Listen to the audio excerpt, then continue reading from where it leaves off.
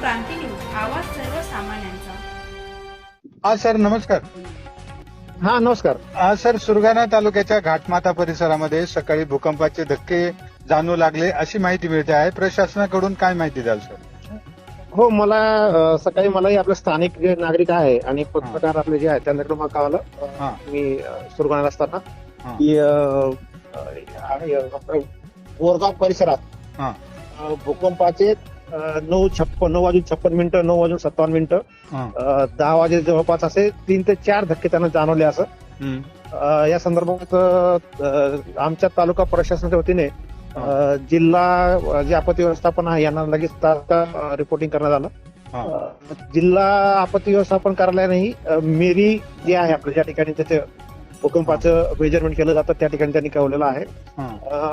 सोबतच त्यांनी असं एक जे आपले हे आहेत स्पॉट आहेत तसं जे याच्यावरून गुगल मॅपवरून कळालेलं आहे ते आपलं जे वापी आहे गुजरातचं वापीच्या अलीकडचं तर पट्टा त्यांनी म्हटलेला आहे या ठिकाणी स्पॉट आहे असं.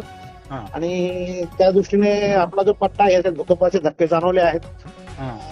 या भूकंपाच्या धक्क्यामध्ये कुठेही असं सौम्य संकोच असल्यामुळे कुठेही जीवितहानी किंवा प्राणीहानी किंवा असं काही पडझड झालेलं नाही.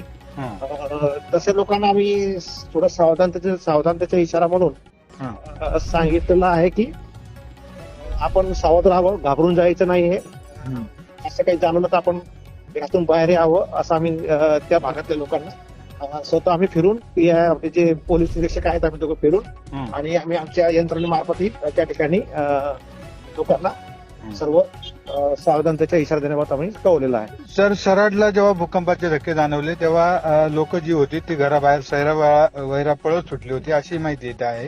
त्या ठिकाणी आपण भेट दिली. मी बोरगावला गेलो होतो. बोरगावून मला सराडचे जे आमचे ज्यांनी मला फोन केला त्यांना विचारलं की आपण या ठिकाणी असं कळलेलं आहे. तर मी त्यांना विचारलं की साहेब आता काही तसं काही स्थिती नाहीये. म्हटलं काही कुठं काही पडझड झाली असेल किंवा काही नुकसान झालं असं कळवा, मी त्या ठिकाणी तात्काळ येतो.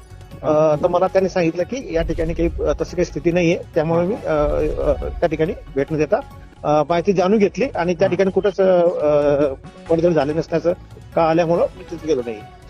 सर, खास करून नागरिकांनी काय काळजी घेणं आवश्यक आहे? लोकांनी हेच की अफवा विश्वास ठेवू नका. कारण काय होतं की या ठिकाणी कोणी म्हणजे या ठिकाणी असं झालं असं काही अफवा असेल तर पूर्ण या बाबतीत थोडं फक्त अफवा विश्वास ठेवायचे पण सावध पण राहायचं आहे. असं काही जाणवलं की आपण लगेच घराबाहेर यायचं आहे. शक्यतो ज्या ठिकाणी पोल वगैरे आहे ज्यातून वीजचं कनेक्शन केलंय त्या ठिकाणी थांबू नका. कारण की समजा काही जास्त काही भूगर्भातल्या हालचालीमुळं पोल वगैरे झालं किंवा तारा तुटल्या तर त्यामुळे जीवितहानी किंवा त्यांना नुकसान होऊ नये म्हणून ताराच्या ठिकाणी आपलं ज्या इलेक्ट्रिक पोल आहे किंवा तारा गेल्या त्या ठिकाणी थांबू नका. फक्त मोकळ्या जागेवर उभं राहणं एवढ्या सूचना केल्या आहेत. आणि आम्ही आमच्या जी यंत्रणा आहे ग्रामवास्तू अधिकारी यांच्या मार्फत लोकांना सूचना करायला सांगितल्या आहेत. सर, अशा वेळेस नागरिकांनी तात्काळ प्रशासनाशी संपर्क साधावा म्हणून आपल्याकडून काही नंबर जारी करण्यात आले आहेत. आमच्याकडे ऑफिसचा एक नंबर आहे. ऑफिसचा नंबर आम्ही आता हे करतो, फ्लॅश करतो आम्ही तुम्हालाही कळवतो आणि त्या नंबरवर त्यांनी संपर्क असा कळवतो. धन्यवाद सर. हो, आपत्ती व्यवस्थापनाचा एक नंबर पण आहे तसं मी देतो तुम्हाला नंबर. धन्यवाद सर. बहुमूल्य वेळ आपल्याला आपला महाराष्ट्र. अशाच नवनवीन बातम्या पाहण्यासाठी आमच्या महाराष्ट्र क्रांती न्यूज या युट्यूब चॅनलला लाईक करा, सबस्क्राईब करा आणि बेल आयकॉनला प्रेस करा.